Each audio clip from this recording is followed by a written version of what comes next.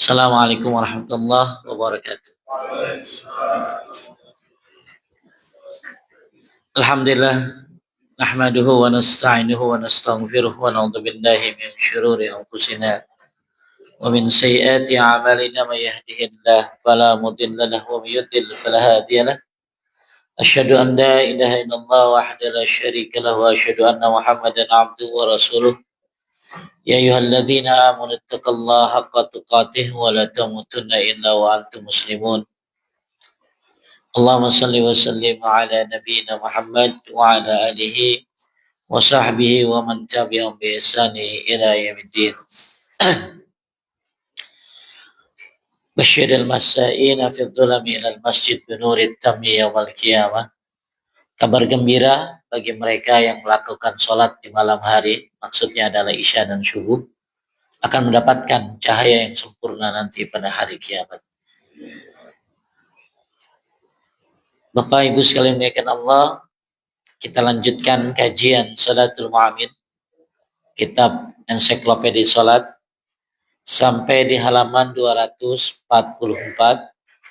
tentang melakukan takbiratul ihram. Takbiratul ihram ini bukan angkat tangan.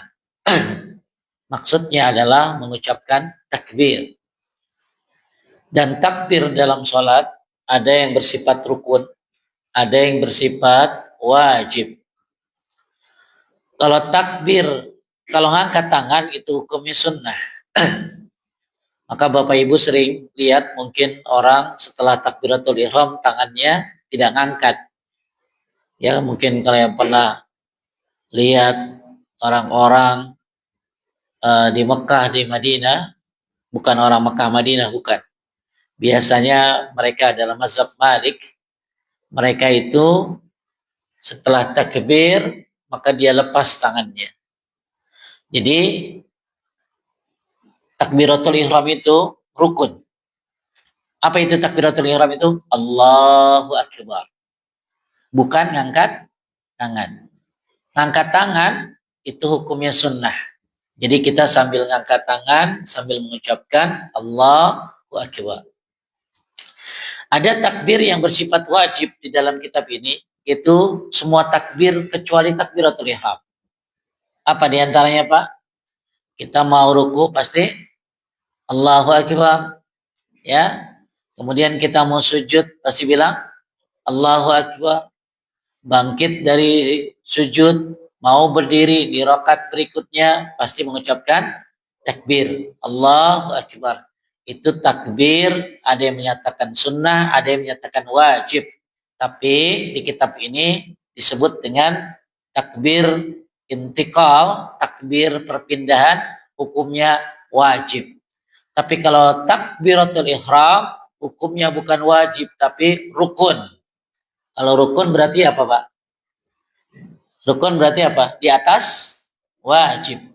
Gak diterima orang sholat tanpa mengucapkan takbiratul ihram. Kayak Al-Fatihah itu bukan wajib, rukun. Ya, kayak haji itu rukunnya apa? Arafah, maka ihram. Kemudian tawaf ifadah. Kemudian jumrah aqabah. Nah, itu rukun. Kalau yang wajib mabit di Mina, ya. Kemudian jumrah ula wusta aqabah di tanggal 11, 12, 13. Tapi kalau yang sunnah tanggal 8 ke Mina. Kemudian hajinya sampai tanggal 13 Zulhijjah. Jadi perkara rukun, wajib.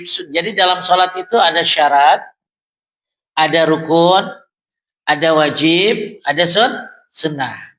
Ya semua orang sholat. Alhamdulillah yang merasa kaum muslimin pasti sholat. Cuman yang paham dalam sholat itu ada syarat-syarat, ada rukun-rukun, ada wajib-wajib, ada sunnah-sunnah. Ini sedikit sekali yang paham. Makanya kenapa Allah berfirman wailul lil musallin alladzina hum an salatihim sahun. Celaka orang yang sholatnya lalai. Sholat lalai itu ada 4 kategori. Yang pertama, tidak pada waktunya. Yang kedua, tidak paham syarat dan rukun sholat. Yang ketiga, baru tidak paham bacaannya. Yang keempat, tidak khusyuk. Maka siapa yang ada salah satunya, maka dia lalai. Dan barang siapa yang ada semuanya, sempurna kelalaiannya. Makanya kita disuruh belajar tentang minimal syarat dan rukun sholat. Apalagi kalau Bapak Ibu bisa paham syarat, rukun, wajib, dan sunnah-sunnah dalam sholat. Paling banyak emang sunnah dalam sholat. Ada 37 sunnah dalam sholat. Ya, kalau rukun, wajib, syarat tidak terlalu banyak. Taib, jadi takbiratul ihram ini hukumnya apa Pak? Rukun. Ya, karena gini Pak, kalau wajib ditinggalin ganti sujud sahwi. Contoh, Bapak nggak tahiyat awal, lupa. Maka itu tinggal ganti sujud sahwi sebelum salam. Bapak lupa nggak baca sami Allah liman hamidah, nggak baca Rabbana lakal hamd, tinggal ganti sujud sahwi sebelum salam. Jadi kalau ninggalin wajib dalam sholat itu ada alternatifnya, asal selama tidak sengaja. Tapi kalau ninggalin rukun nggak bisa diganti dengan sujud sahwi. Ya, misalnya Bapak lupa nggak baca Al-Fatihah, kecuali buat orang yang sholat berjamaah. Maka kalau Bapak ingat lagi sujud, ingat belum baca Al-Fatihah tadi, maka harus bangun lagi ke atas. Lalu baca Fatihah lagi, lalu baca surat, ruku lagi, tidak lagi, baru sujud. Berarti kan otomatis dalam satu rakaat ada gerakan yang lebih. Maka nanti baru ditambah dengan sujud sahwi setelah salam. Nah, jadi kalau rukun itu ditinggalkan, maka dia harus diganti dulu. Baru kemudian ditambah dengan sujud sahwi. Lupa, kayaknya tadi rakaat pertama, ini baru Bapak naik rakaat kedua nih Pak. Ingat, kayak tadi saya belum baca Al-Fatihah deh. Maka Bapak menganggap rakaat pertama itu hilang. Jadi rakaat keduanya jadi rakaat pertama. Berarti sholat duhurnya jadi berapa? Kan harusnya 4. Jadi karena tadi nggak baca Al-Fatihah jadi berapa? Jadi 5. Lalu kemudian salam, lalu sujud sahwi. Jadi segitu pentingnya rukun. Ya, maka penting kita ngerti syarat-syarat sholat dan rukun-rukun sholat. Taib. Jadi kita bahasannya bukan begini Pak. Yang penting sholat Pak Ustadz, bukan. Kita bahasannya gimana sholat kita ini benar-benar kita ketahui ilmunya. Kan banyak orang tinggal pakai mobil doang. Begitu rusak, kagak paham. Maka ya bagus kalau rusak ngerti gitu loh. Nah ini yang sedang kita pelajari. Ya.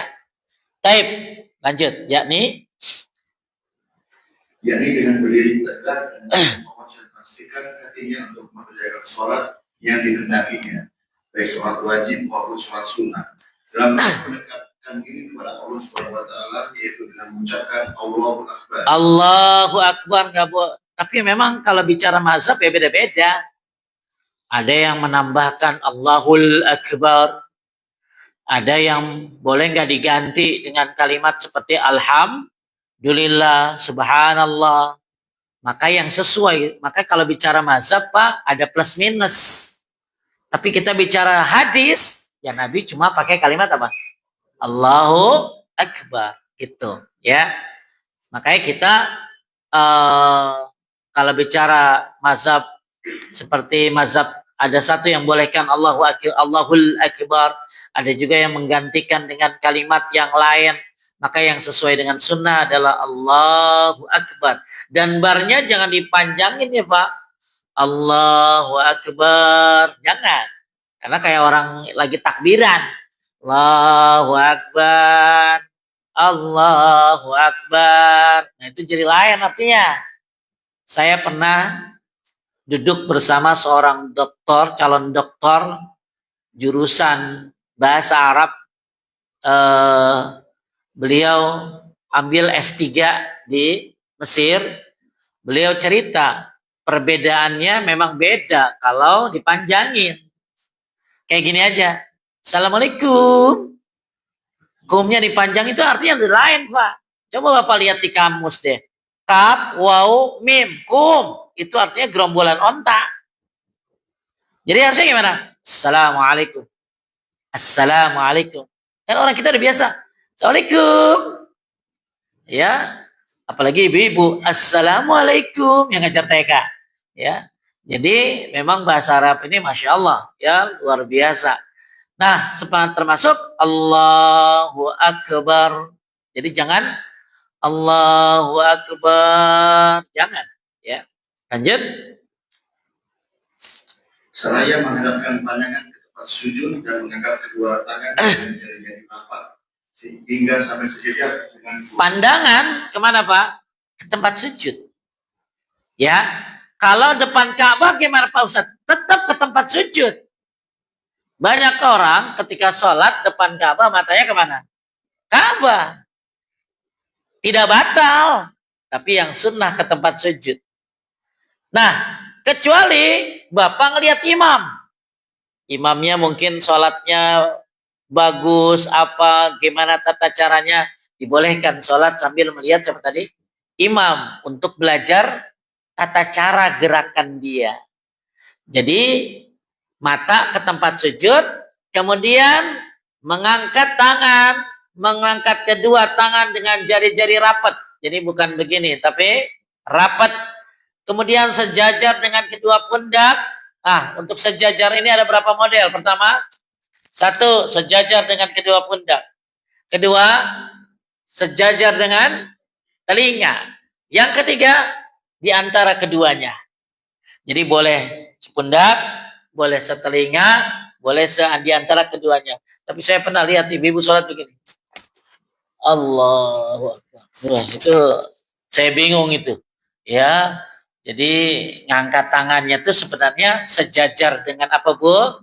Pundak, sejajar dengan telinga atau di antara keduanya, dan tangannya bukan begini tapi begini. Nah, ini baru semuanya sunnah.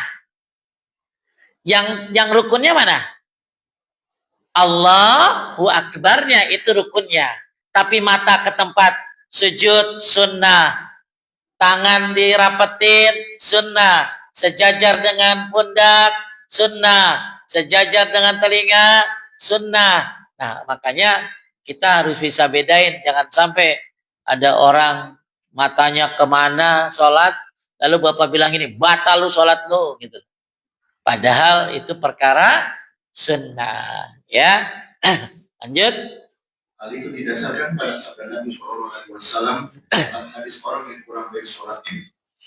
Jika kamu hendak mengerjakan sholat, bertakbirlah. Baik, jadi sholat itu dimulai dengan takbir, ya.